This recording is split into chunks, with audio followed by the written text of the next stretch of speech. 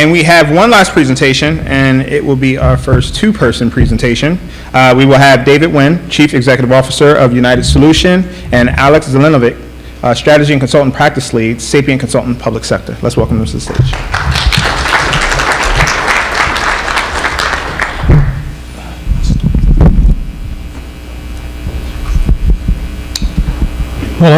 Hello, everybody.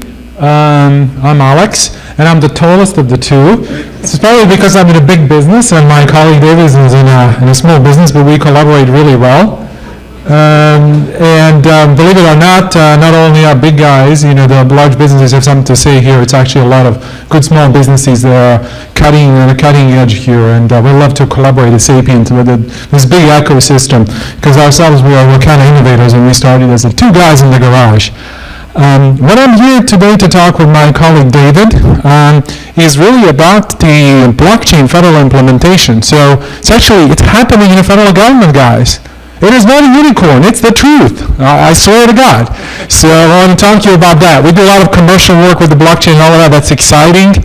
And you can come and see in a booth in the back if you would, but we're going to spend time talking about the federal implementation. So the problem we obviously faced in this way is how we can cut the time, processing times, how we can get to smarter decisions, how we can get automation, how we get out of manual work, how do we get better.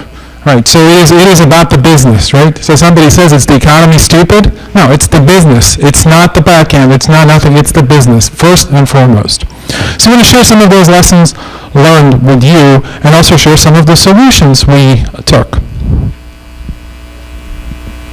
Good morning. My name is David, and we're at a very exciting time in history. I think we're actually making history in this room. We're taking a technology that's so new, but we're bringing it into a very difficult to solve a very difficult problem here.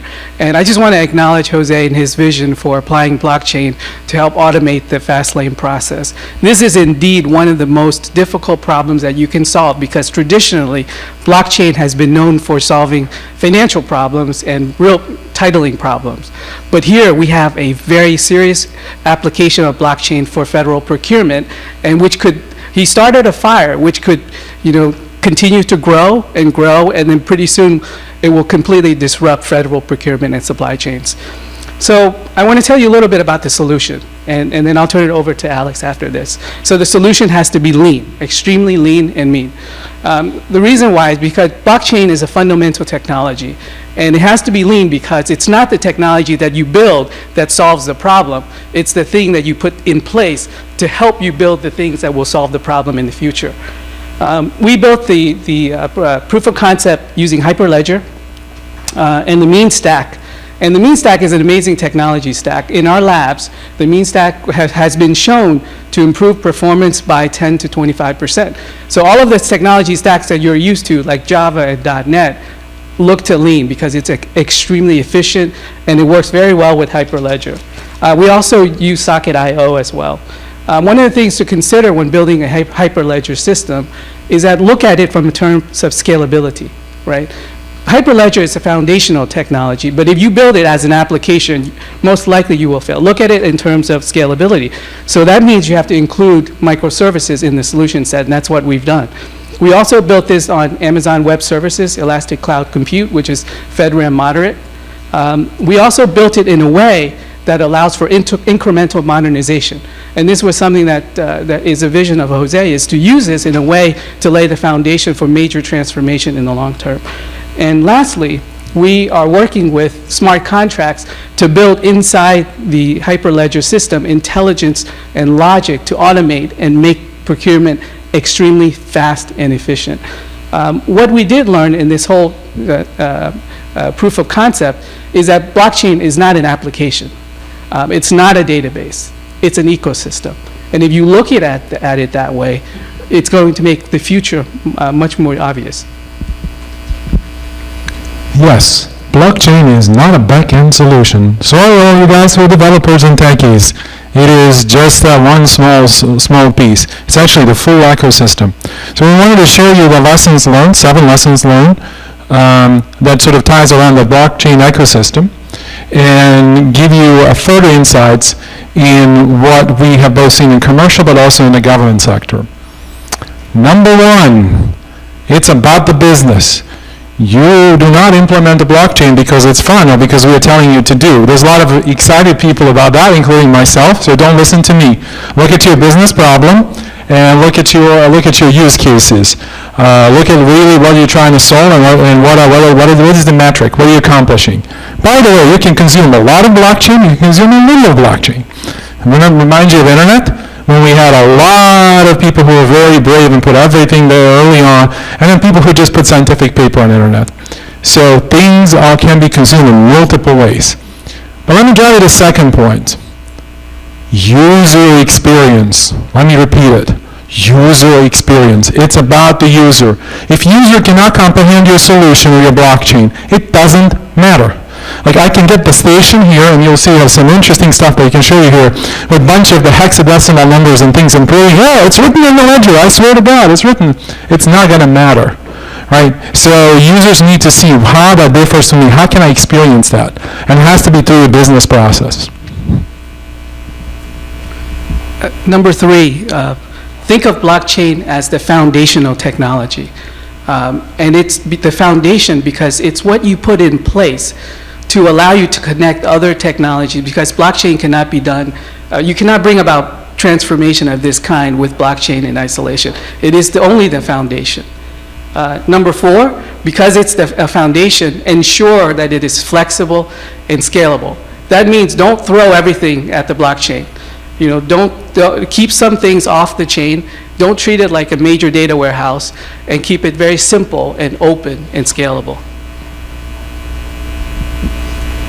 Now, part of it is using microservices. If you haven't heard that word, I advise you to think about it. If you do not wire services properly, further layering in your system is just going to cause more delays and going to cause more problems. So you're going to, what I call, incur a lot of technical debt. So start smart, start slow, start with microservices, and then start putting things on top of it. This is not a folk sprint. This is a good design. Microservices are there to help. When you mention microservices, big thing, Agile and DevOps. Can I see a raise of hands how many people are doing waterfall today? Oh, be brave, be brave. Well, nobody's brave to admit. Okay, so we're 100% Agile here. That's good. I love it, because you're not going to do blockchain waterfall, I promise you. And by the way, if you do not apply DevOps principles, I promise you're not going to get a greatly designed system. There's going to be a lot of scalability issues, a lot of problems with performance. So it's all about good coding. It's about good structuring. So think a lot about it, and it's about the automation. So if I'm going to do releases daily, right, then my users and my clients are going to see changes daily. And we can actually do something about it, learn, tweak it. If it takes me to do it at least 3 months, 4 months, there's not much action that is going to happen. Blockchain is dynamic because of its dynamic applications. You know, like internet. You can do anything on the internet. You can do almost anything on a blockchain. So number 6, keep it simple, keep it open, and keep it fast. Consider where this will take you into the future. And I want to wrap up the final lesson learned by trying to answer a very difficult question. During our work with blockchain and in every engagement that we have with stakeholders, we're always asked the question, why blockchain? Right? Even internally within our organization, because we're technology agnostic and we're here to solve business problems, we always get the question, why blockchain? So if you think about blockchain as an application, of course that question makes a lot of sense. Because as an application, you can compare it to other applications, and you can say, well, instead of a distributed ledger, why not create a central ledger and keep everything there, and then move everything to one cloud, and it's all harmonized in one environment.